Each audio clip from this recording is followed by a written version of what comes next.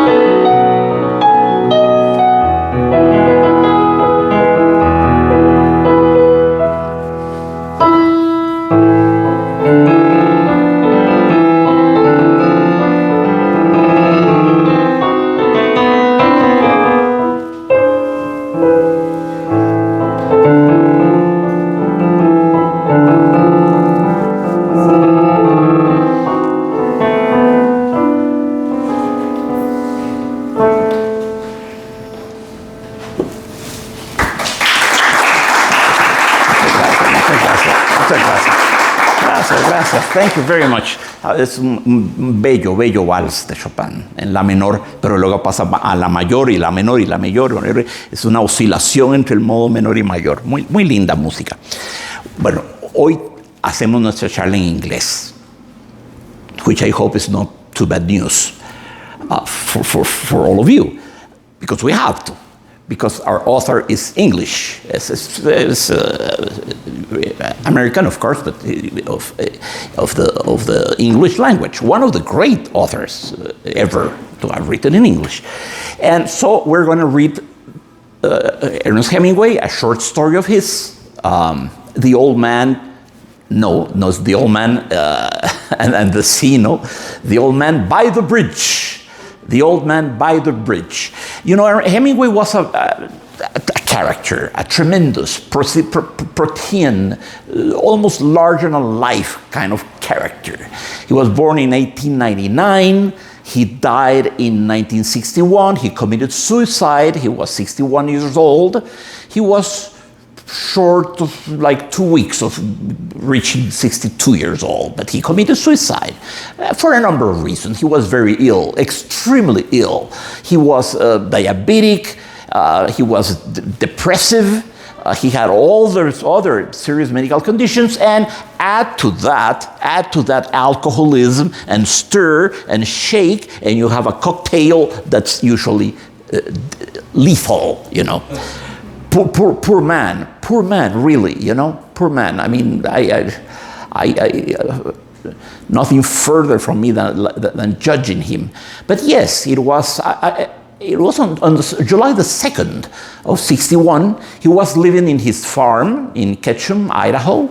Nice farm, beautiful place, you know, his last place of residence, and he was living there in the very early hours of the morning, July the 2nd. He went down to the basement, unlocked the door of the basement, picked up his favorite rifle, and walked to the foyer of the house, and he put the rifle in his mouth, and pulled the trigger, and blew his brains out. You know, it's a terrible thing, but especially because there seems to be, in the whole of Ernest Hemingway life, there seems to be this anguishing flirting with death. He flirted with death all his life. He was a war reporter, a wonderful journalist. He covered the First World War in the Italian front. He covered the Second World War in France, you know. He covered the Civil War in Spanish, the Spanish Revolution. He covered that. He covered the Greek and Turkish War. And no doubt, had he lived into the 60s, he would have covered the Vietnam War. You know, he was in all the wars he could. You know, so and then got hurt many times very seriously. He underwent 2 major plane crashes. Can you imagine? You know, broken bones all over the place, broken skull, burns. He burned himself, second-degree wounds. You know, from fire. He was in several car accidents. Every bone in his body was broken.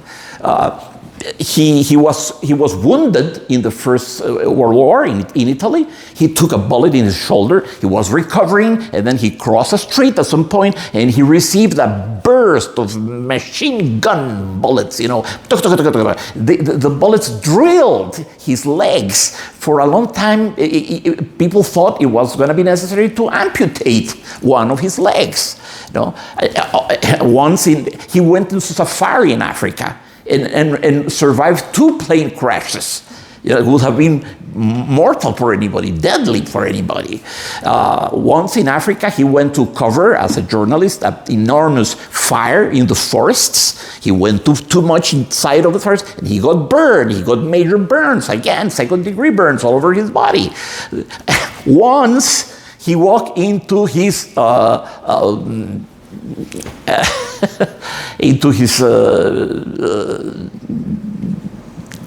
bathing room, you know, and he went under the shower, and he pulled a little chain to activate the flow of the water, you know, as anyone would. Well, he pulled the right chain, so he ended up having half of the ceiling fall on his on his head, again with fractures of the skull. I mean, I don't know what was wrong with him. He flirted with death. Death seemed to have an exciting, stimulating effect on him. On the other hand, he was a man such in love with life. He was so intensely in love with life. I mean, Hemingway lived like 20 lives into one. Those 61 years of him are the equivalent of 500 years. Everything he did, everything he lived in. He married 4 different women, and they had affairs with many other women. He was a ladies' man. He was Nobel Prize winner. In 1963 he published the famous *The Old Man and the Sea*. 53.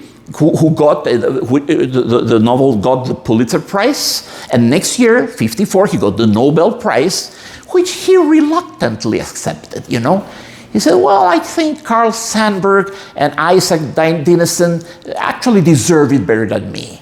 And he sent a letter. He didn't go to pick up the prize. He kind of downplayed the Nobel Prize thing. It was very well received, yeah. But he was a very, a large-than-life man. That's a good way to conceive it. Enamored with adventures, with the outdoors. He was a hunter, he went on safari. He was in all the imaginable wars. As I said, he was on the D-Day. He was in Normandy, in the north of France, on the D-Day, on the landing of the Allied troops in the north of France. He was there. Furthermore, he led the troops well into France, going east to encounter the German troops, which was totally inadequate, was totally incorrect, because he was in the strict capacity and in the strict role of a journalist, of a war reporter. He didn't go there as a military personnel. Still, he led the troops. He was in the Battle of the Bulge, La Bataille des Ardennes, that took place in between Luxembourg and Belgium, which was the last major offensive of an already defeated Nazi army, of the Wehrmacht, But he was there. He covered that. He was in Paris the day of the liberation of the French capital on October the 25th, 1944. He was there. He walked with the Allies triumphantly on the Arch of Triumph and through the Champs-Élysées and everything. He was a witness to everything that was important in the 20th century. First of all, he really knew his era, his time. He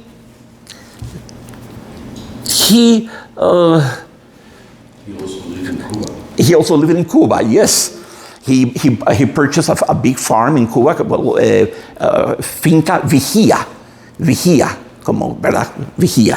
and became kind of a good friend with Fidel Castro.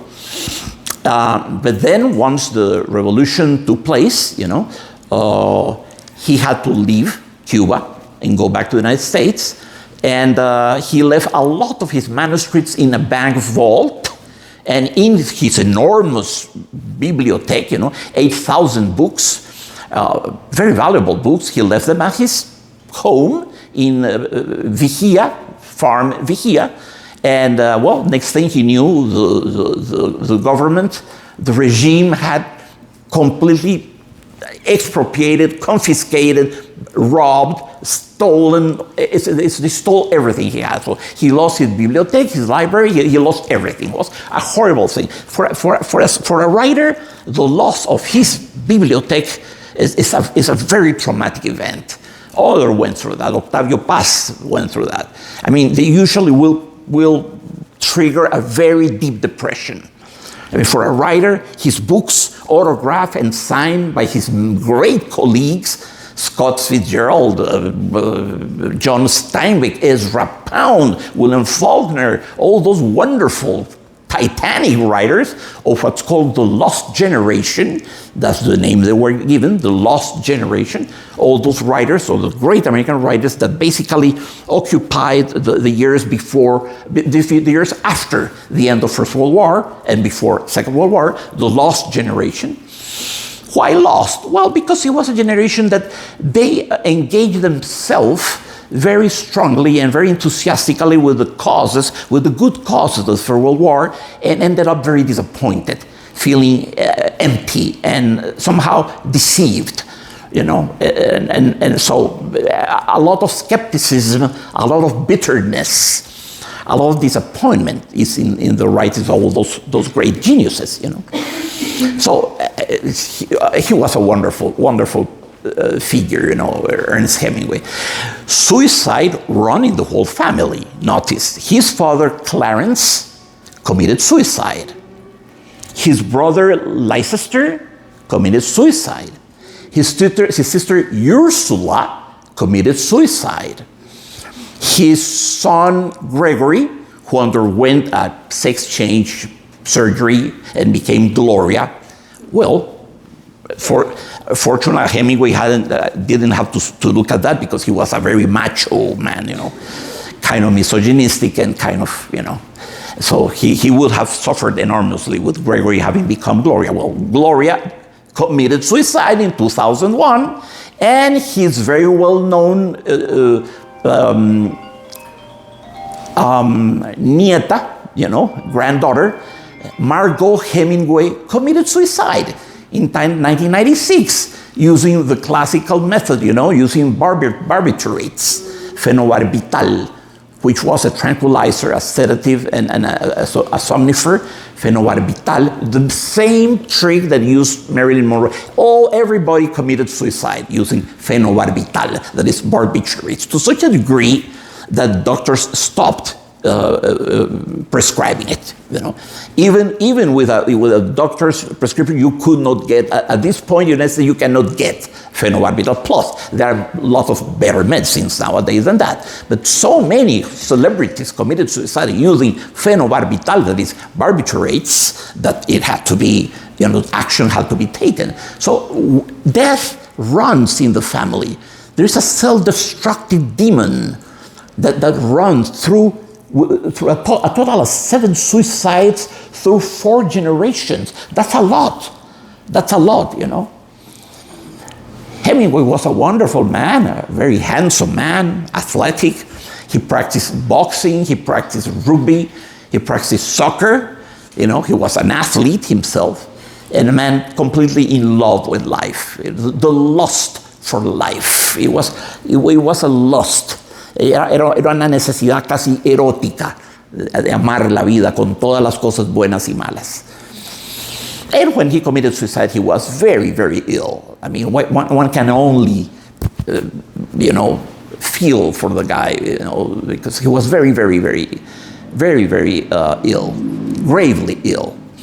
And not in his mind. Some people have conjectured, have speculated that maybe he suffered from dementia from Lewis's bodies, the bodies of Lewis, the same kind of dementia that brought Robin Williams to suicide. And now it's speculated that he probably had that also, besides all the other things, So who knows? He was a magnificent reporter, a magnificent journalist. He covered, a lot of things for the Kansas City Star, for the Toronto Star, and later on for all the major newspapers. And in his first job as a writer, the editor of the journal instructed him, write short phrases, write short paragraphs.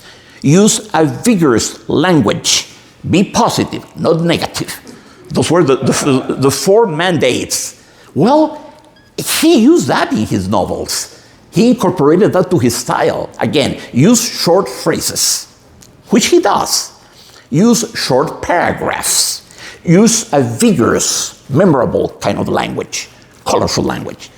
And be positive, not negative. Nobody wants to listen to read to a negative guy, wallowing in pessimism and all of that. But the funny thing is that all of those advices or commands went into his style. He indeed cultivates short paragraphs, short phrases. He has a very, indeed, colorful language. And, well, he doesn't abandon himself obscenely to pessimism and to negativity. Some do. He doesn't. He definitely doesn't.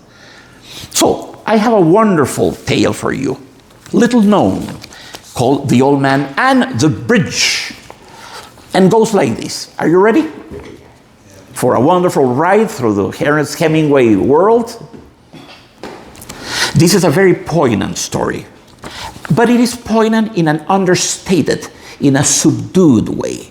It's not spectacularly and obscenely poignant or touching, you know. So here we go.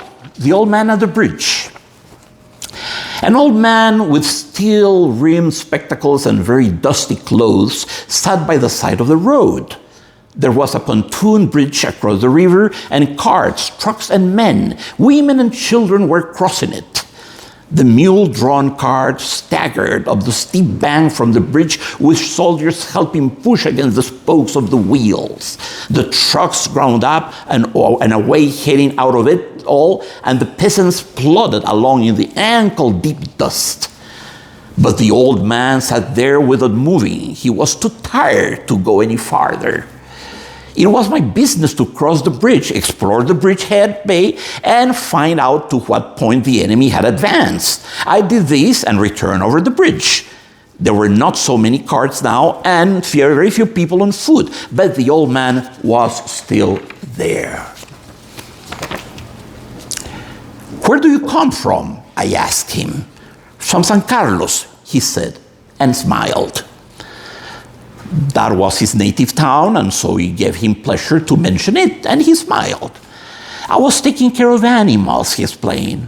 "Oh," I said, not quite understanding. Yes, he said. I stayed, you see, taking care of animals. I was the least one to leave the town of San Carlos." He did not look like a shepherd nor a herdsman, and I looked at his black dusty clothes and his gray dusty face and his steel-rimmed spectacles and said, "What animals were they?" "Various animals," he said, and shook his head. "I had to leave them. I was watching the bridge and the African-looking country of the Ebro Delta and wondering how long now it would be before he would see the enemy, and listening all the while for the first noises that would signal that ever mysterious event called contact," and the old man still sat there. "What animals were there? Were they?" I asked. "There were 3 animals altogether," he explained. "There were 2 goats and a cat, and there were 4 pairs of pigeons." "And you had to leave them?" I asked. "Yes, because of the artillery. The captain told me to go because of the artillery." "And you have no family?" I asked, watching the far end of the bridge, where a few last carts were hurrying down the slope of the bank. "No," he said. "Only the animals," I stated. "The cat, of course, will be all right. A cat can look out for itself, but I cannot think what will become with the others." "What politics have you?" I asked. "I am without politics," he said. "I'm 76 years old. I have come 12 kilometers now, and I think now I can go no further." "This is not a good place to stop," I said. "If you can make it, there are trucks up the road where it forks for Tortosa." "I will wait a while," he said, "and then I will go." "Where do the trucks go?" "Towards Barcelona," I told him. "I know no one in that direction," he said, "but thank you very much. Thank you again very much." He looked at me blankly and tiredly, then said, having to share his word with someone, the cat will be all right, I am sure. There is no need to be unquiet about the cat, but the others. Now, do you think about the others? Why, they'll probably come through it all right. You think so? Why not?" I said, watching the far bank where now there were no carts. "But what will they do under the artillery when I was told to leave because of the artillery?" "Well, did you leave the dove cage unlocked?" I asked. "Yes." "Then they'll fly." "Yes, Certainly they'll fly, but the others, it's better not to think about the others, he said. Look, if you're arrested, I would go, I urge. Get up and try to walk now. Thank you, he said, and got to his feet, swayed from side to side, and then sat down backwards in the dust. I was taking care of animals, he said dully, but no longer to me. I was only taking care of animals. There was nothing to do about him. It was Easter Sunday, and the fascists were advancing toward the Ebro. It was a gray overcast day with a low ceiling, so their planes were not up. That and the fact that cats know how to look after themselves was all the good luck that the old man could ever have. So we're in the middle of a very critical situation. Huh? It's war. A whole city people are disbanding. You know, it's a diaspora, it's an exodus, es un desastre, es una fuga. Estaban evacuando una ciudad entera. You know, cars, chariots, carts, buses, trains, everybody on feet, everybody walking out of the city. We are in the middle. The story starts in media res. That's in the middle of the situation. The story starts in the middle of the whole exodus, of the whole that whole human displacement. And that's a tremendous thing, because that one of the subjects of this tale is displacement and exile. Look, we're talking about a 66-year-old man, and we're in 1933. This story was published in the Ken magazine, so it was called the Ken magazine, in 1938, when our friend Hemingway was covering the Civil War, the Spanish Civil War. So 76 in 1938 is like at 10 years now. It would be the equivalent of 86, you know, back in 1938. Where people live longer now and are healthier somehow, aren't we? We have a longer life expectation. So 76 in 38 was like 86. He had walked 14 kilometers. He was exhausted. He had sunk in the dust up to his ankles. He had no family. All he had was his animals. A cat that he consoles himself, thinking, well, cats are very dexterous animals. They're very skillful. They have 8 lives to start with, you know, according to mythology. You know, cats are very good escapists. They're good for escapades, you know. They're almost liquid, you know, wonderful animals. So, okay, let's not worry about the cat, although I will never see him again, you know. But let's not worry about that. The pigeons, well, I left the door of the ceiling open. They will fly. And then they have the whole sky, freedom, complete freedom. But the goats, what are my goats going to do? You know, he worries profoundly, like it's his only family. It's a story of loneliness, of profound loneliness. You know, his family is that bunch of animals. And he cannot understand why him, the most innocent man, with no political agenda, no political engagement whatsoever. He was no anti-fascist, no, he was no pro-fascist. He had no political definition whatsoever. He says it very clearly. Could not care less about that. Why is he now forced to exile, to leave everything he loves behind? And everything he loves are the few animals he takes care. Those few animals give sense, give meaning to his life. They give a content to his life, which otherwise would be completely absurd and completely pointless. It's there's a great pathos, great sadness here. So lonesome man, old man, 76, which we should imagine nowadays the equivalent of 86, at least, probably more, exhausted, hungry, no question about thirsty. You know, he when he stands up, you know, his legs like sway, you know, one way or another. You know, he vacillates, he hesitates. He's demoralized.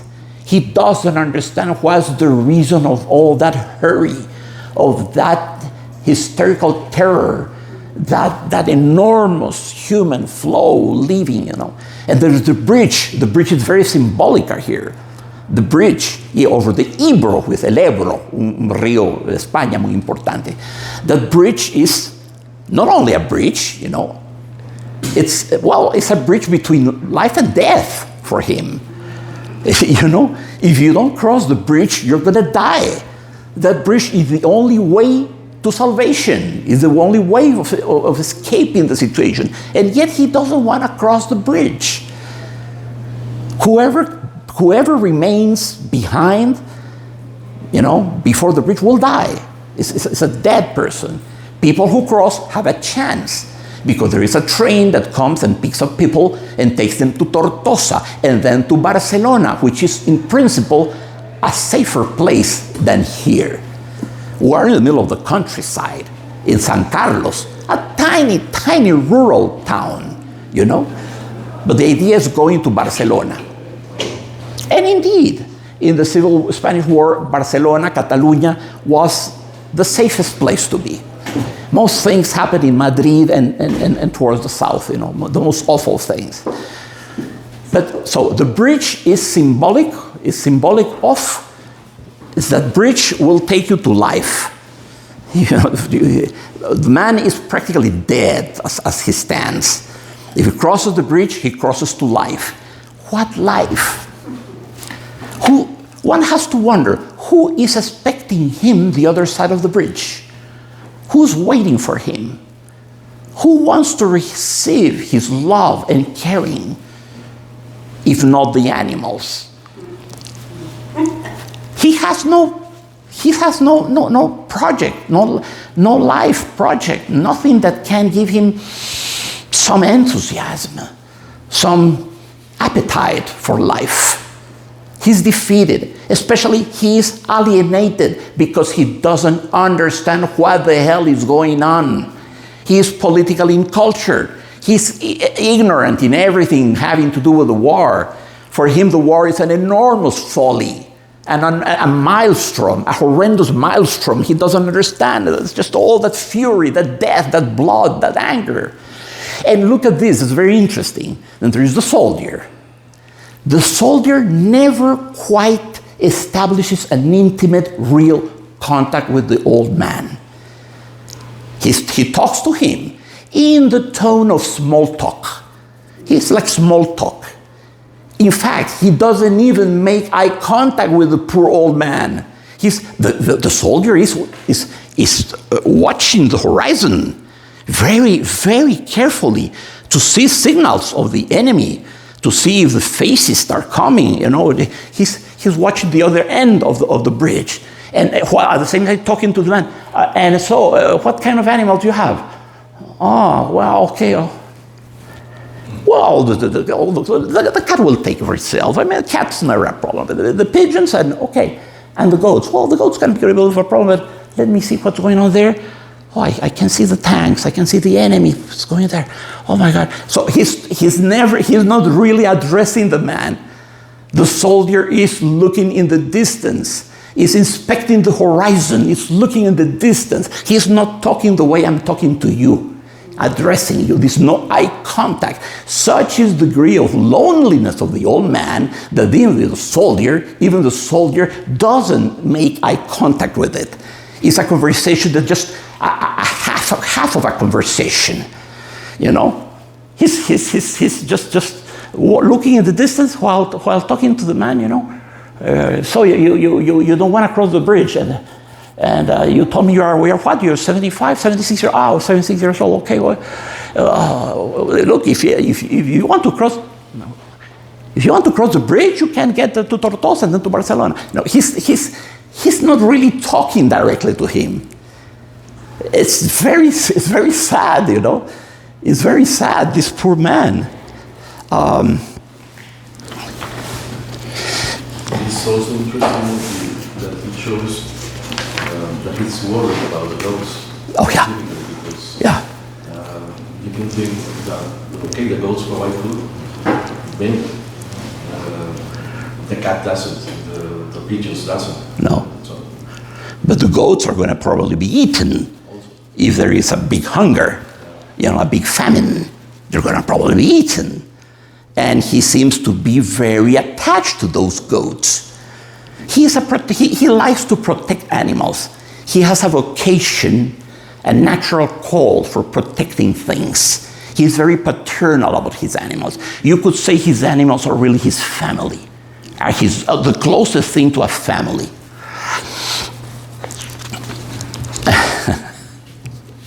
So the action opens with this big exodus. It's a noisy, very cinematographic kind of movement. This is a very visual story, very cinematographic.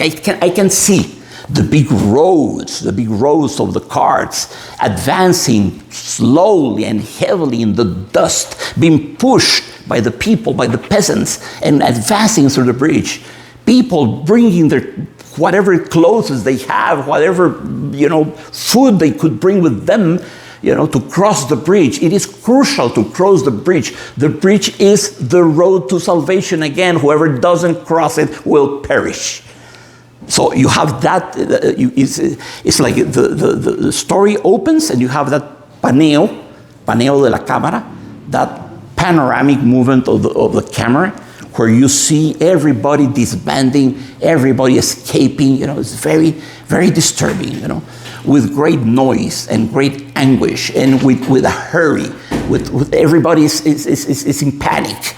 It is an apocalyptic vision, the way the story opens. I mean, none of us would want to be there, believe me, okay? So this is how can we call it? El estilo camarográfico de Ernest Hemingway. El estilo camarográfico. Mi amigo Faustino, gran escritor, gran fotógrafo, es un gran conocedor de Ernest Hemingway. Sí, hay un estilo camarográfico, un estilo cinematográfico. And indeed, Hemingway wrote a bunch of novels, 7 in his lifetime, and posthumously there were others recovered. But look, The Green Hills of Africa was made into a movie. Farewell to Arms was made into a movie with Gary Cooper, by the way. Snows of Kilimanjaro was made to a movie with Gregory Peck, Ava Gardner, and Susan Hayward are there. Old Man of the Sea was turned into a movie with Spencer Tracy in 1968. It's a good movie. Spencer Tracy, The Old Man and the Sea. He after 85 hours of not being able to catch any fish, he finally gets to catch a marlin, un pez espada espectacular. Es una película muy buena, Old Man and the Sea. There is one problem with that movie, though, and it's a serious problem. Much of it you can tell that was filmed in a studio tank, in a freaking swimming pool. And you can tell because there are no waves, the surface of the water is too terse, too calm. You can tell it's a studio swimming pool, for Christ's sake. I mean, they should have taken care of that, because otherwise it's a wonderful movie. And some shots are taken in high sea, yes, in the sea, in the middle of the sea, yes, sure. But others are not. And it's painful to watch. I get very disappointed. Wonderful job by Spencer Tracy. Great actor, as we all know. So, The Green Hills of Africa, For Whom the Bells Toll, that was taken to the movies also. Several short stories have been taken to the movies.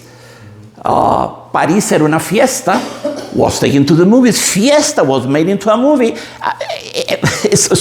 There is this phenomenon of compatibility between the movie media and Hemingway's kind of style of prose style, They were made for each other.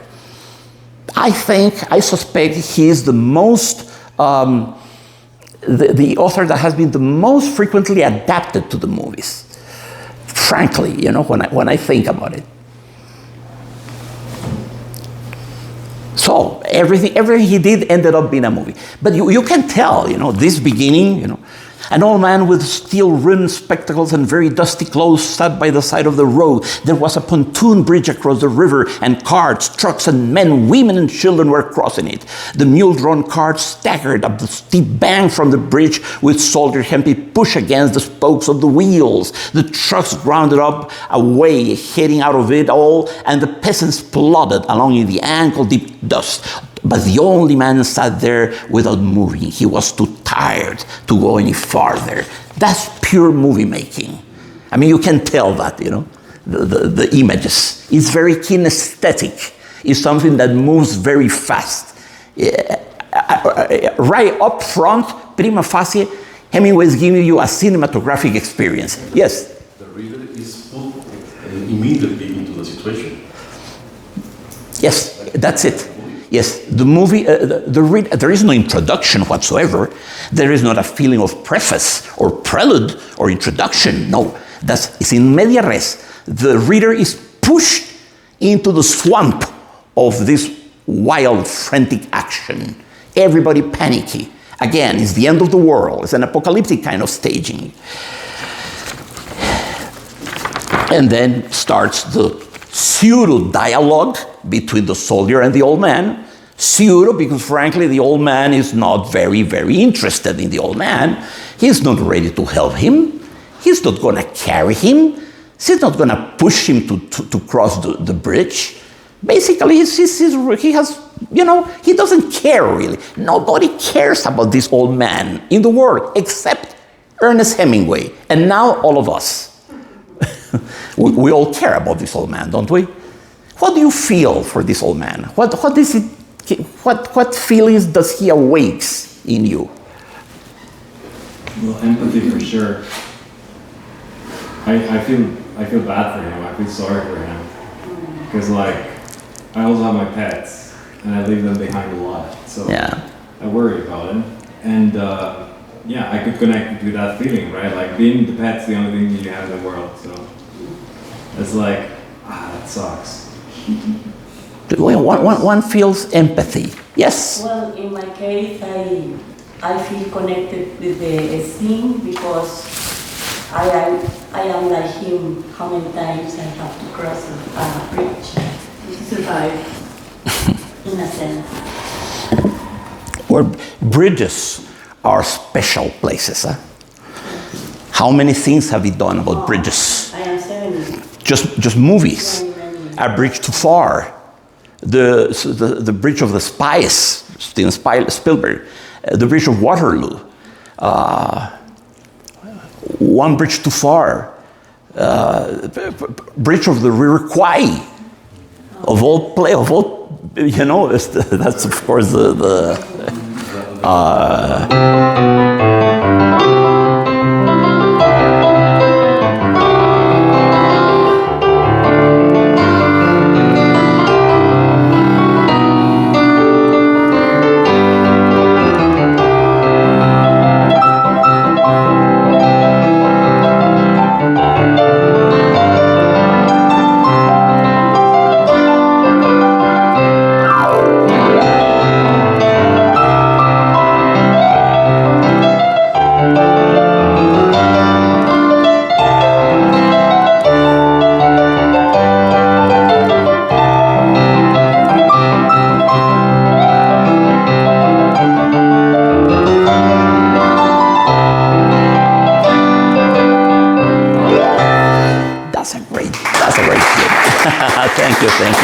Thank you. That's a great tune. That's one of the greatest movie tunes of all times.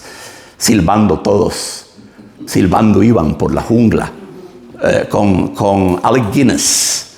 Alec Guinness, que era el inglés muy proper, ¿verdad? Muy elegante, muy solemne, muy ritualístico.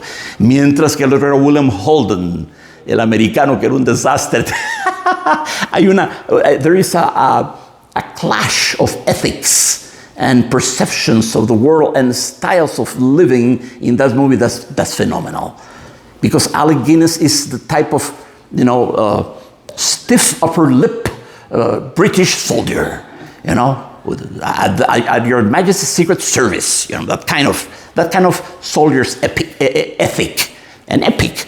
Whereas William Holden is more pragmatical, more cynical, more détendu, more likable perhaps, although I tend to prefer Alec Guinness, but people usually identify better with William Holden. Wonderful movie. I watched it when I was a kid in the Cine Variedades. God, gracias a Dios que existe ese cine. ¿Ah? Es patrimonial. El Cine Variedades es patrimonio, no se lo pueden volar. Sí, eso me dicen. Sí, desde que lo compró el Estado, lo sacaron. Imagínate que la Biblioteca Nacional se la volaron en el 1969.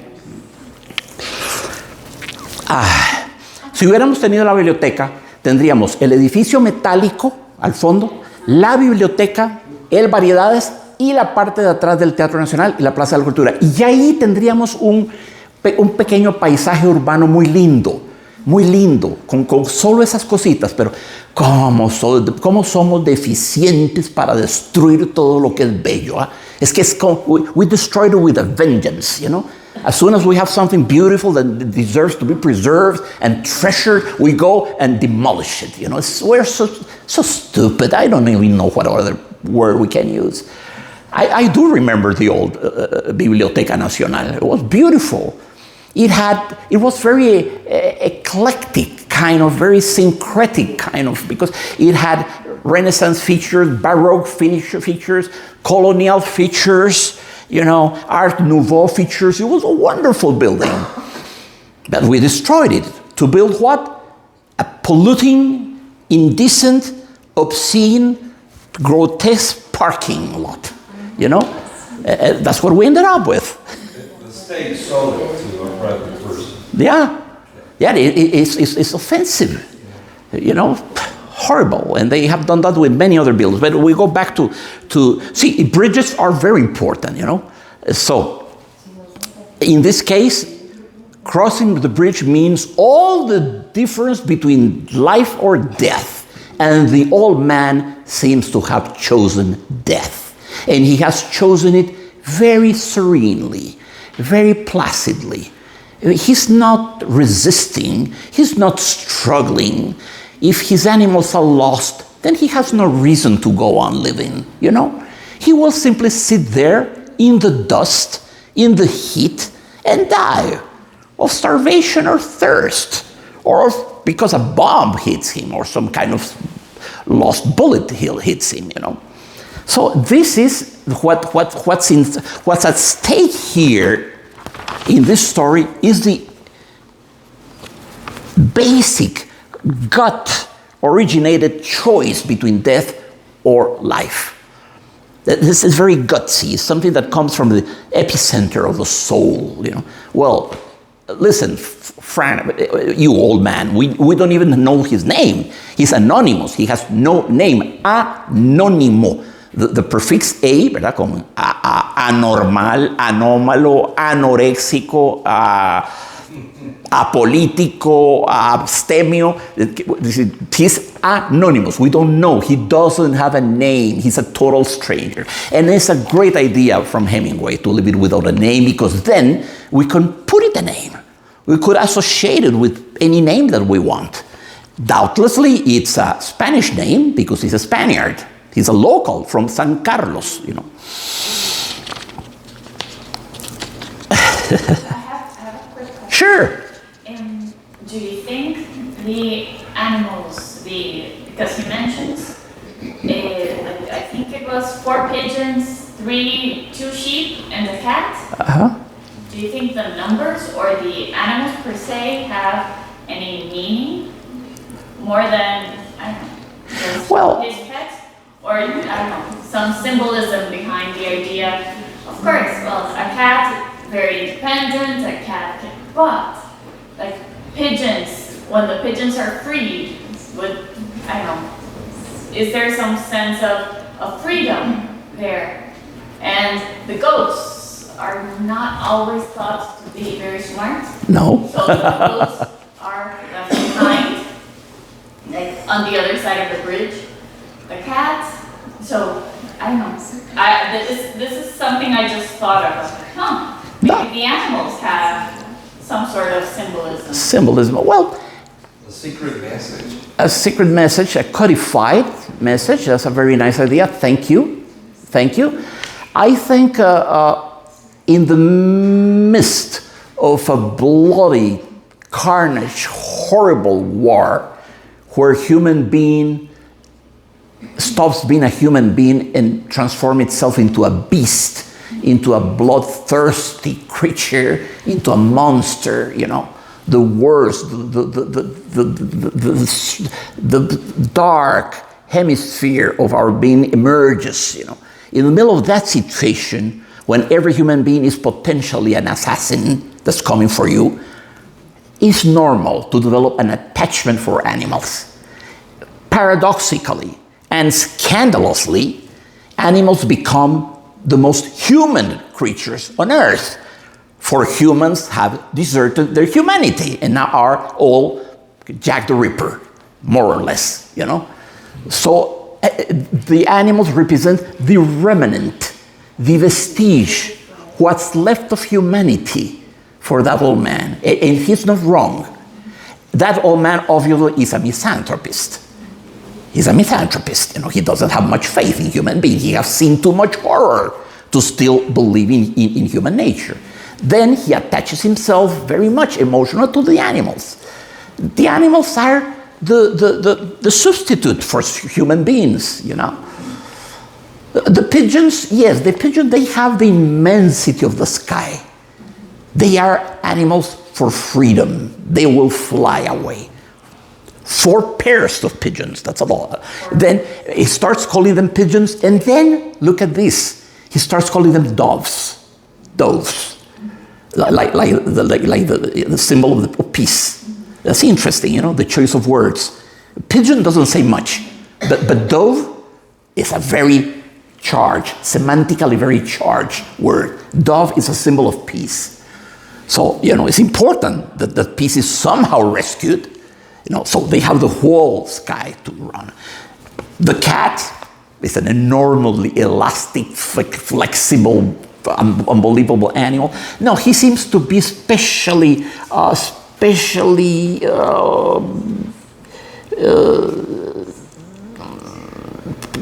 worried about the goats, the poor goats. Quadruped, rather clumsy, not very fast. You know, need a lot of nourishment, a lot of herb to remain alive, you know. And I think this old man also shares something with the animals. It is innocence. Just as he doesn't know what is happening, because in the story the only one that knows what is happening is the soldier. But he doesn't know what is happening. Where does he have to go? At least the animals. The animals son los que menos van a saber de qué está sucediendo. Comparte esa inocencia con ellos. Yeah, sure, es muy bonita observación. And it's like the old man shares the innocence of the animals, participates of it, you know. He wants to be perceived rather as an animal than a human being, given the kind of monster that human being has become, you know. So he's for the animals. Here's a thought. Go ahead, Isaac. I feel like there's a reason for the animals. And like all the animals have certain attributes, right? Like, okay, pigeons, they're going to be able to fly. In the wake of war, those that can flee are going to be okay. Now, the cat is very adaptable, very witty. Those that can adapt, that will survive. But the goats, they need to be led, they need to be fed. Animals that don't really think for themselves, the guy's a goat. They were left behind, he's being left behind, pretty much like the war is not going to be very forgiving with him, or any kind of goat people. So the old man identifies especially with the goats. And that is why he is so worried about them. Yeah. Because the cunning cat, can survive. No, they're independent animals. They will manage. They are specialists of survival. They're professional survivals. They were programmed by nature to be precisely that. But the goats, I mean, it's like the old man. The old man is a goat, in a way, He's dependent. He depends on all sorts of things. Remember, he's 86. We have to do el ajuste etario, ¿verdad? 76 en el 38. So, es como decir 86 hoy en día, por lo menos. So, it's beautiful because he takes care of animals, care. And it is a loving care, you know. He has nobody else to care for. And remember that Mark Twain, when he said, you know, the more I get to know people, the more I love my cat, my dog, rather, my dog. That famous phrase, you know, that misanthropist phrase. And God knows I love dogs. I have 3 with me, which I absolutely adore. You know, they are saguatitos. Those son saguatitos. And then one is very aristocratic. You know, it's a pure race. You know, it has curriculum, has pedigree. You know, it's the aristocrat of the 3. And he seems to know it. He's prideful and he's, you know, pompous. Looking down at the mother. Kind of. You know, it's funny. I could swear to God, I have noticed that. But los dos aguatitos, I love the 3, but los dos aguatitos, especialmente la perrita, which I call pity, because I think that's what the world needs. Pity, piedad. I'm kind of like the old man, actually. Are you identifying yourself with the ghost right now?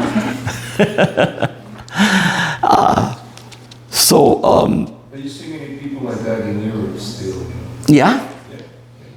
They. You go to mountains, there's a lot of lonely people living like that. In Paris, a lot of old people who walk with their little dog or their little cat. Mostly in the countryside. In the countryside too. Yeah. Living like that. Yeah. Nowadays. Yeah. One thing is for sure, every human being has a quantum of love inside of him. That love needs to be realized, to be projected on someone or on or something, a cause, a political, you know, banner or a god or a religion or animals or we need to project that love. We just cannot have it inside, you know, fruitless, sterile.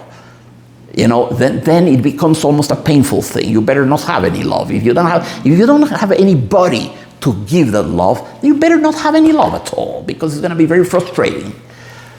Clearly, this man has great love inside of himself for the animals.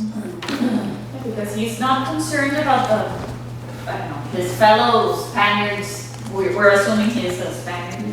So yes, he's not worried about his fellow Spaniards who are getting killed in the Civil War. No, he is not a patriot. That's for sure. He doesn't care about people. He cares about. Yeah.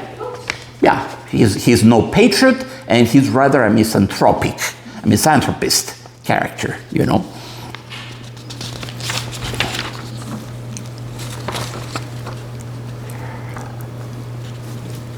Various animals, he said, and shook his head.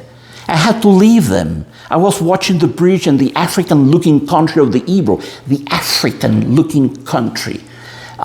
Yes, this part of Spain is very dry. It's very dry. It's like a tundra, like a, you know, rather arid, you know. So it could evoke Africa, and again, then a feeling of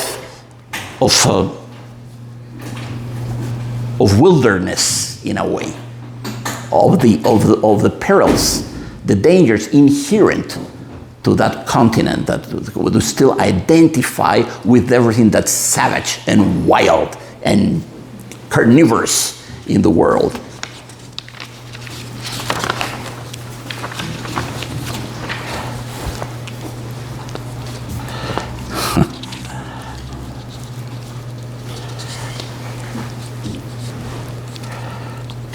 What politics have you, I asked. I am without politics, he said. You know, Hemingway loved the corridas, toreadores. you know. He loved that. He was a fanatic of the San Fermin in Pamplona. He ran through the streets with all the bunch of fools. I hate that particular popular thing. I think it's the ultimate in stupidity and a regression to barbarie, la barbarie. But he loved it. He wrote a lot about corridas and toreadors. You know, he loved that. He loved Paris as well. You know, he lived for a long time in Paris. And he was a very good friend with Gertrude Stein. Gertrude Stein. It was Gertrude Stein who created the term lost generation. It was not Hemingway, nor Scott Fitzgerald, Ezra Pound, or Steinbeck, or William Faulkner. It was Gertrude Stein who created the term. He loved very much Gertrude Stein. Then they quarreled, but they reconciled later on. And he wrote a lot about Paris. He used to go to a cafe. What's the name of the cafe? I went there many times. La Coupole. La Coupole, in le Quartier Latin. La Coupole. First time he came to La Coupole, he had just landed in Paris, took a cab, went to La Coupole, and as he was going out of the cab, he was a victim of a car crash. I tell you, he was followed by a cloud of tragedy. Wherever he went, something horrible would happen, you know. Of course, thanks to God, he was not hurt, not seriously. He was jettatore. Yes. And in La Coupole, he went very often. And another cafe that's not far from there, across the street, La Closerie de Lila. La Closerie de Lila uses unos manteles donde están todos los autógrafos de los autores, y ahí está Ernest Hemingway. Está todo el mundo está ahí. Solo falta Jacques Sagot. I'm kidding. Nobody's gonna want an autograph from me. No, whatsoever. None. I'm completely... I am a Lilliputian little pianist and writer. He looked at me very blankly and tiredly.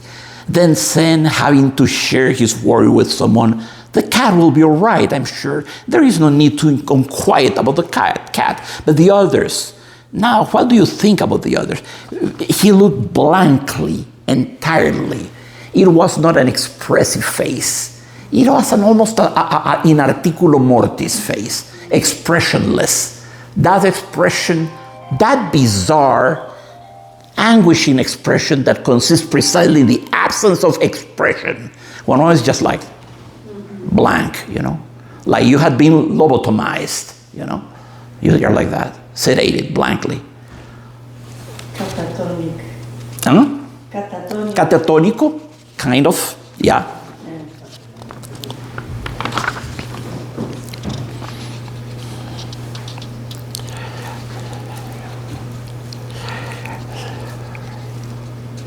"Get up and try to walk now."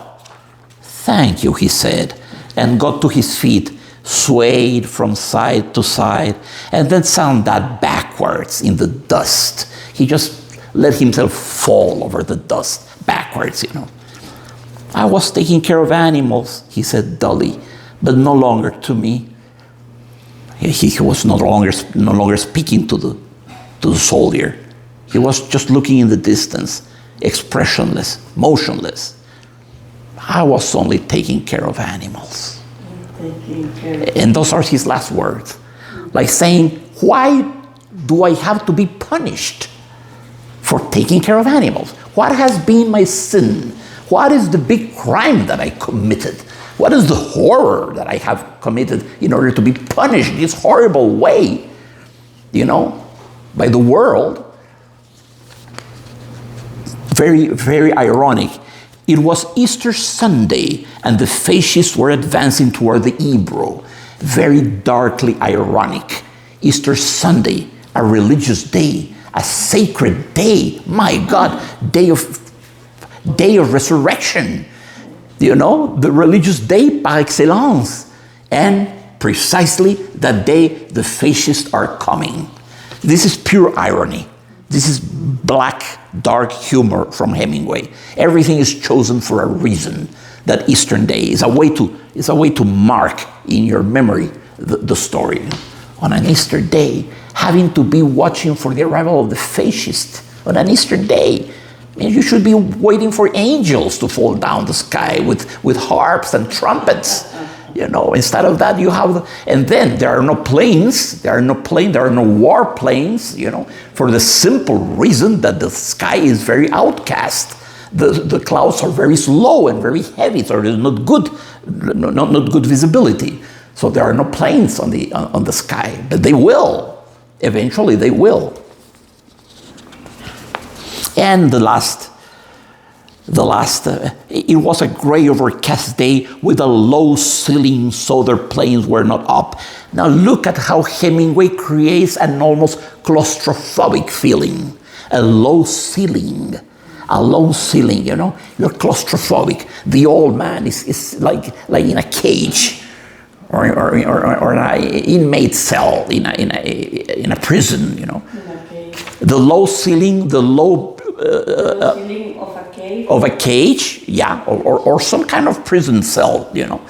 So you feel, have you seen Citizen Kane, Orson Welles movie? Yes. Citizen Kane, yes. So you're familiar with that trick, that resource, that very astute idea of Orson Welles of presenting, showing his characters with a very low ceiling. The scene of the party with Joseph Cotton, you know, a party thrown there to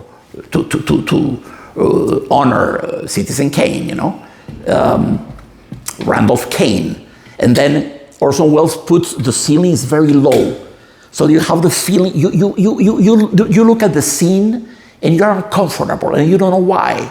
It has happened to me so many times. You look at the scene, you watch the scene, something is wrong with this. I'm uncomfortable. I mean, what doesn't work? You feel oppressed. You feel oppressed, and at some point you discovered, oh my God, this ceiling is awfully low. Well, that's in purpose. That's part of Citizen Kane, of Orson Welles' genius. Remember, in The Process, based on Kafka's The Process, he took it to the movies, so he made a movie out of it. Also, you know, wherever poor Joseph K., the accused in The Process, wherever he walks, the ceilings are asphyxiatingly low. He seems to be boxed inside of a... How do I say it? Siempre parece estar encajonado. Siempre da la impresión de que lo está asfixiando el techo. That will hit you subliminary, unconsciously. You know, you're never conscious of that, but it hits you. It provokes a mood of claustrophobia, you know, because of the use of the low ceiling. That's totally Orson Welles. And but this is prior to Orson Welles, you know. You know, Orson Welles was fantastic, you know, when he had a group of comedians, you know, the Mercury Theater. Joseph Cotton was there. Agnes Moorehead was there. Wonderful actress, Agnes Moorehead, que después se hizo famosísimo, era la suegra, la mamá de mi mujer es hechicera, ¿verdad? Aquella viejilla con carilla de bruja, ¿verdad? Era Agnes Moorehead, era una actriz fenomenal. I don't know how such great Shakespearean actresses end up working for a cheap, vulgar, stupid, frivolous sitcom, TV sitcom. I don't know. And she did a great job. Yeah, she was. Yes, she was phenomenal. Well, Orson Welles had that troupe of actors, the Mercury Theater. Well, they created a radio adaptation of The War of the Worlds by H.G. Wells, the science fiction novel. It was so well made. It was so realistic. It was so intense, the radio version, that it provoked panic in the whole United States. Freeways and bridges, everybody was driving their cars desperately looking for refuge, living in caves, because they thought what they were listening was indeed an alien invasion. It was so well done that in fact, he had to face some lawsuits after that. He was accused of being a terrorist, and he was just a phenomenal artist, Can you imagine that? creating a massive panic attack just by with the radio program, Do you remember the song, the main theme from Mario Blues?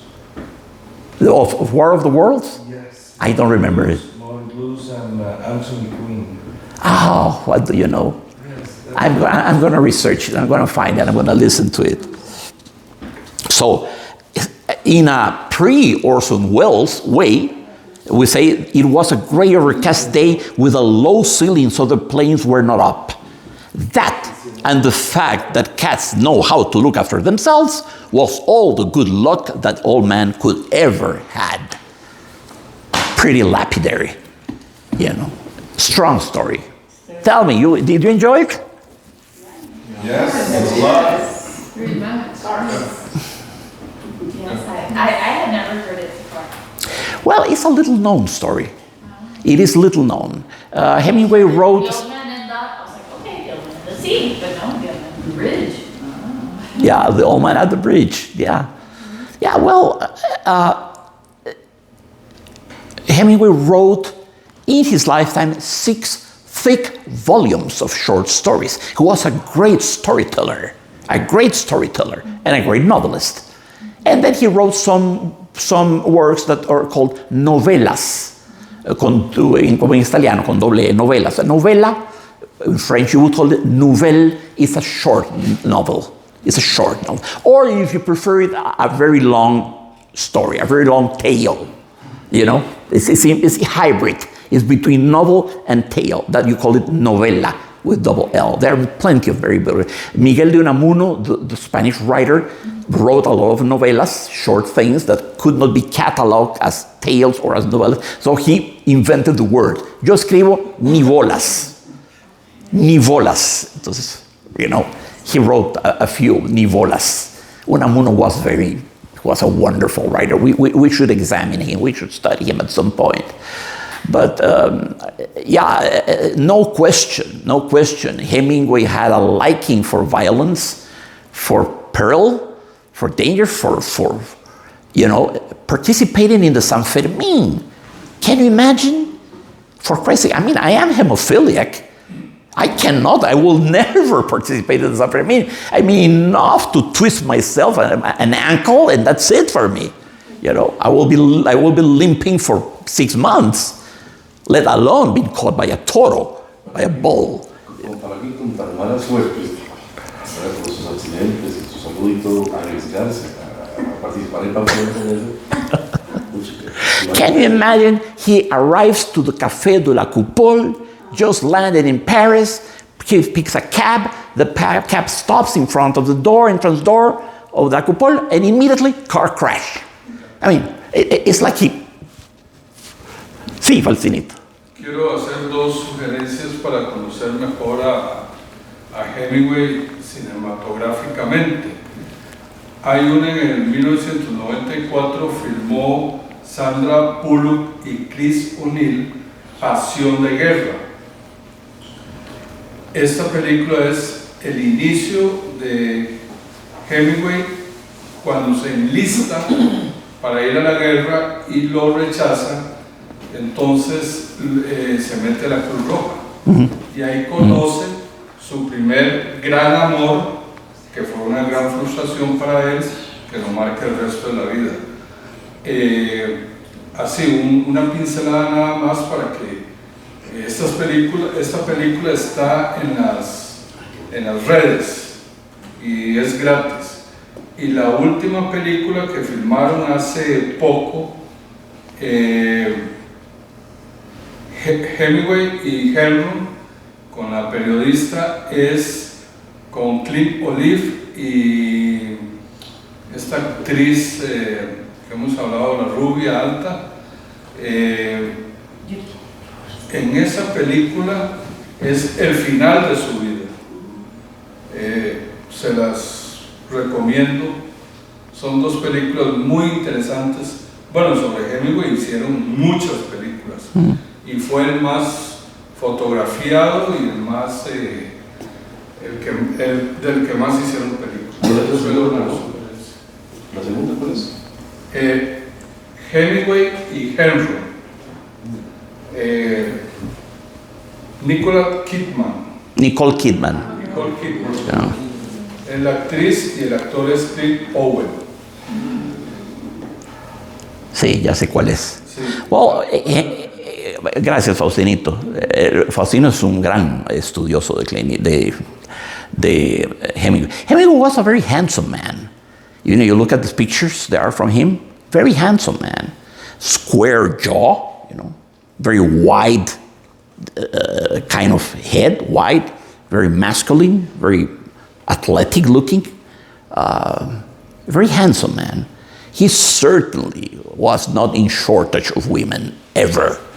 You know, no, that was not a problem of his. Have you guys been in Havana, Cuba? No. No. There is a bar. Everybody talks about Hemingway likes to go to that bar. It's called Floridita, right? ¿Cómo se llama? Floridita. Ah, está lindo. And that was the bar that Hemingway loved to go. The place I have been is in Cayo Hueso, in Florida. There is a museum. In Cuba, Yeah. bar, when you take a tour, this is the bar that Hemingway loved to go. Yeah. Well, at the end of his life, Drink that he loved, also in Italy, in Venice. in Venice, yeah. Yeah. He was very seriously wounded in Venice. There is a drink. It's called the Hemingway drink. It's kind of a pink. That's in Venice. Yeah. Because he lived there for a long time. Yeah. In Cayo Hueso in Florida, there's two-store house. It's a museum. It's a Hemingway museum. Beautiful, to die for. Beautiful. So in the second floor, he had the everything, his bibliothèque, his books, everything. Not a laptop, because we're talking 1958, you know, but everything. He left hundreds, thousands of papers and letters and unfinished, you know, works. And I don't know what we're going to do with all of that. I don't know. He was a very prolific writer. But he enjoyed extreme situations. He had a taste for extreme situations, dramatic situations. The close of death, no question, was a tremendous stimuli for him. You know, that's the way it is. But I think the fact that he was first a reporter, Yeah. and then so he was like able to describe very accurately the places he had been to, the situations he had been through also, and also the fact that he like grabbed life by the horns, right? Yeah. He was living all the time and experiencing it a lot is something that you can tell from the way he wrote, right? He lived through these situations. He's not telling them from his imagination. He's actually like recalling and maybe fictionalizing events that he experienced in the flesh. So, and he has also like carefully chosen the language that takes you there, right? So Yeah. I see a great value in that, and even like you wouldn't pair like being an intellectual with being a drunk and a bodygoer and an adventurer, but he managed to do it, right? But he was a drunk. He was tremendously drunk. Yeah. He was a drunk man. He suffered from alcoholism, but there are degrees of alcoholism. Hemingway was the worst kind. He drank like a Viking. I have a question. What do you think you're an artist, besides being a very intellectual person, musician, and so many others? What do you think nowadays writers or other people are now like they used to be why? I mean, why didn't we find another Ernest Hemingway or people like that anymore? Why? Well, I'm sure there are some around. No, I don't think so. In this 21st century, you don't find people like that. Well, I do remember one thing. This is a funny thing, but you know, Schumann was depressive, bipolar. No, I'm not saying like that. I mean, people who are, 21st century writers or people who love life and travel a lot and live their lives like they want. I mean, now people are not real, you know, so that those I real. Yeah, I understand. Musicians that were real. Now Yeah. it's different, you see. Well, many great artists, you know, writers, musicians, painters, actors, dancers, created out of their mental conditions.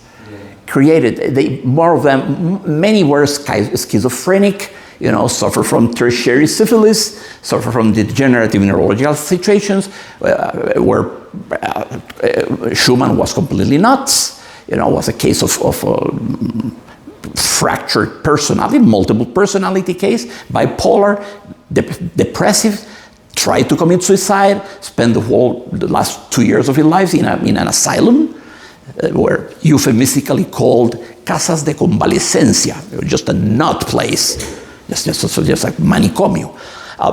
Nowadays, we are facing this funny situation. We have so many pills to solve the slightest burst of sadness.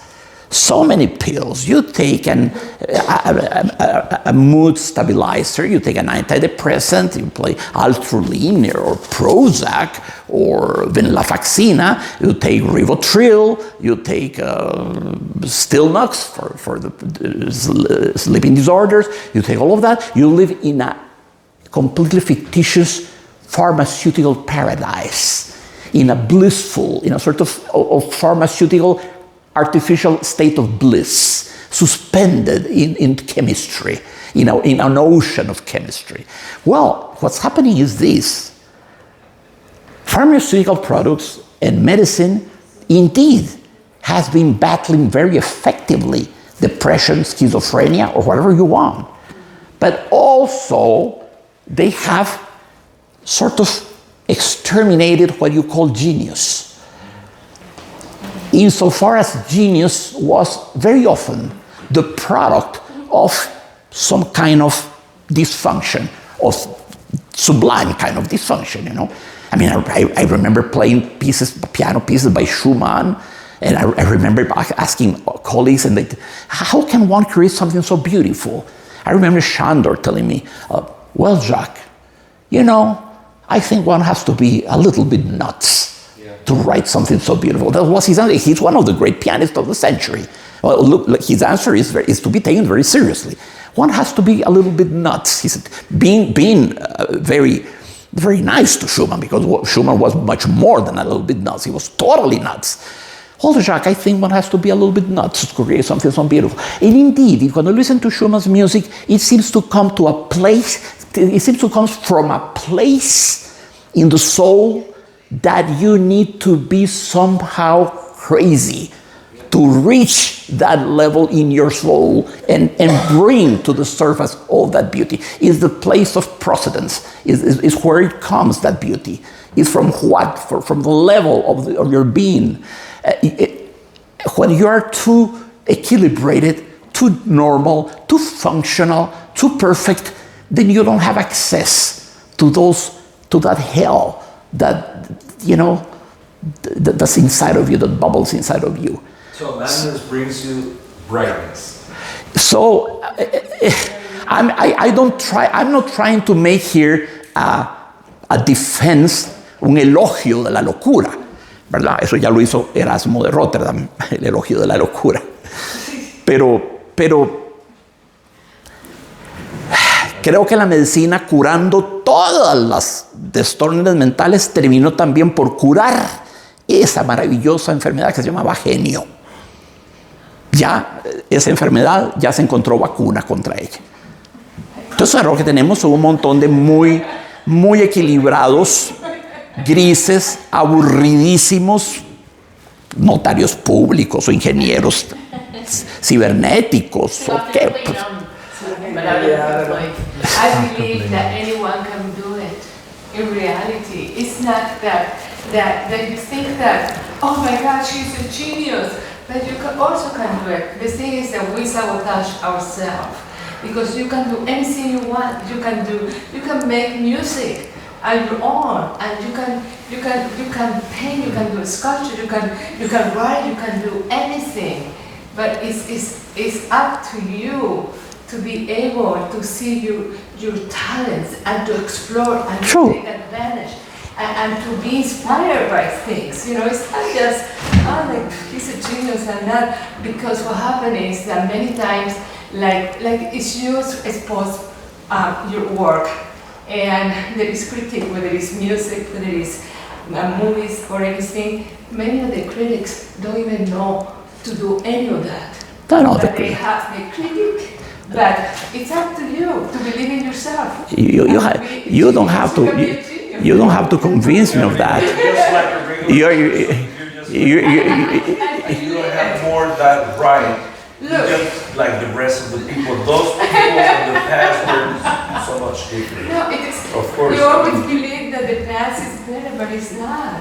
Just. Well, we're not saying it's better, but the kind of artist, the brightness that you see now is not the same that you used to see that's before. what I see, because I have seen a lot of artists and a lot of musicians, composers that are fantastic. And She does art. I'm an artist. I'm an artist, and I'm a writer, and I'm a sculptor, and I do glass work, and I make my own music. So, and I'm also an orthodontist. I'm retired, and you know it is. So my thing is that it's up to you to be able to get inspired and be flexible and be free.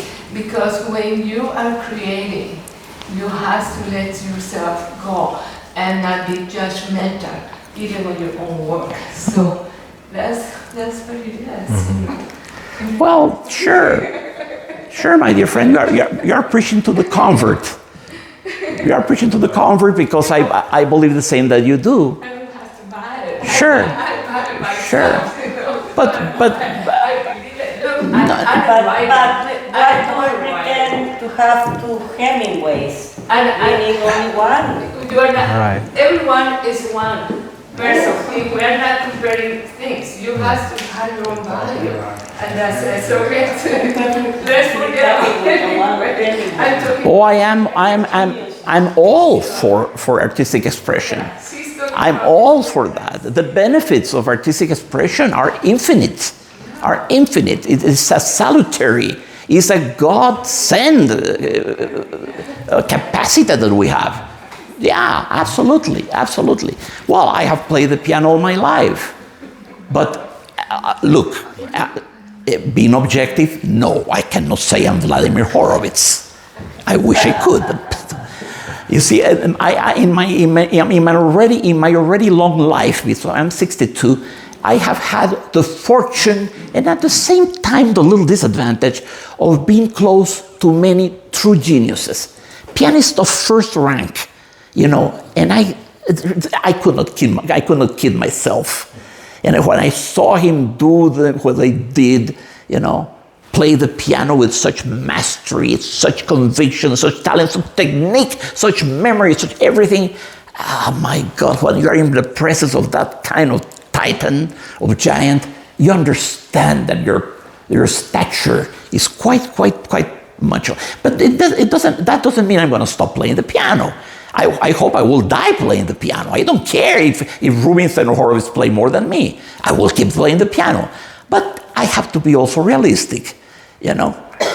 Same thing, I have been very close to great writers. And I've seen them operate, their modus operandi, how they produce. And no, I'm not up there. I have painted. But, my dear friend, I'm no Van Gogh. That's painfully obvious to me. Do you see a movie of Bob Dylan? No. Yeah, it's a great movie. Just like, I think it was last month here. And one of the things about Bob Dylan, he was so good because he was a genius. He was so great. I mean, and he wrote and he composed songs like nobody did, you know. And even there was this singer, she was very famous at that time in the 60s in the States, called Joan Baez. And she was very jealous because this guy, he was a nature genius. Yeah. In the way, you know, he's the only singer who ever won a Nobel Prize. Yeah, sure. I remember that way. You know? And so what I'm saying is that you don't find many Bob Dylans, many Ernest Hemingway, Edgar Allan Poe's. You don't find many of these anymore. You see what I'm saying? You don't find many Jack. No, I'm very abundant. my specimen is very abundant. You find very few ones. You see, this is what I'm saying. Yeah. But aren't we lucky we have one? Yeah, and I wanted to, Muchas gracias. Right. Amiguitos, no saben la gratitud que me produce verlos aquí. Siempre que doy estas clases me gana la angustia. Me digo, ¿qué tal si no llega nadie? O si llega una persona. Me da vergüenza con Lili, que ha confiado en mí. Pero hemos tenido siempre buen público. Eliezer, estás obligado a venir en lo sucesivo. Ya sos titular, con tu esposa, con tu linda esposa. Y todos, lléguense. Ahora, ¿cómo es, Lili? No tenemos clase, ¿verdad? Vamos, también Isaac les va a compartir, ¿verdad? Antes de que nos despidan con una buena melodía. Claro. Para irnos para Semana Santa, ¿verdad? No, hoy estamos terminando este ciclo que comenzó, ¿verdad? Iniciamos con este programa el 18 de marzo con Carlos Salazar y estamos concluyendo hoy con Ernest Hemingway. Vamos a repetir una serie de conversatorios, igual con Jacques Sagot, empezando la primera semana de mayo, ¿verdad? El primer martes de mayo y se extenderá por todo el mes de mayo.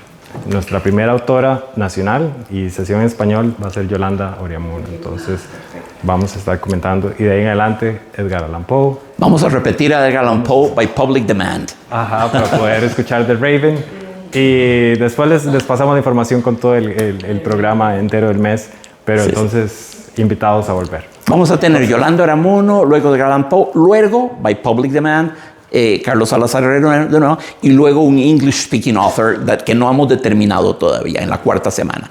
Pero los próximos martes no tenemos. Pero son 2.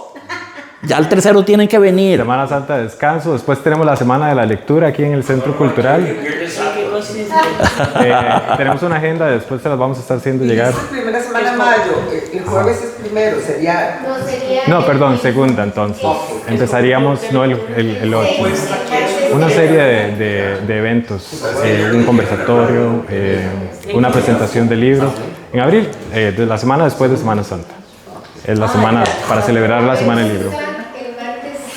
Martes 6 de mayo, entonces esa es la fecha correcta. Pero Okay. la feria del libro a final de mayo, de abril. La semana de la lectura aquí. Digamos aquí, exactamente, en las actividades de la Mark Twain. Yo produzco una gran cantidad, quienes son víctimas de mi producción saben que produzco cantidades industriales de textos, entrevistas, programas de tele, programas de esto, del otro, todo tipo de cosas. Es una avalancha de producción. Si quieren apuntarse para recibir todo ese material, pero podrían no quererlo, pero si quisieren, por ventura, pero sí va a ser mucho, ¿verdad? Simplemente llámenme al 8846-7532. 8846-7532. Me dicen, hola, yo soy tal del Centro Cultural. Entonces, y ahí quedan conectados, entonces yo les envío. Te está llegando, ¿verdad, querido amigo? Ok, pura vida. No da tiempo. Entonces, don Jack, ¿nos despide con una canción? Claro que sí, claro que sí. Jack, la bebida se llama Bellini. ¿Cómo? Bellini. Bellini. En Italia, en Venecia, es la bebida que le gustaba. Ah, los Bellini. Trago. Bellini es el nombre de un compositor, también, de un operista italiano, Vincenzo Bellini. Otro, Murió loco y a los 36 años de edad. ¡Viva la locura! Es lo que te digo. El Prozac lo hubiera curado, pero tal vez no hubiera producido ninguna de las grandes óperas que conoció. Hubiera sido un viajante de negocios o un banquero o un...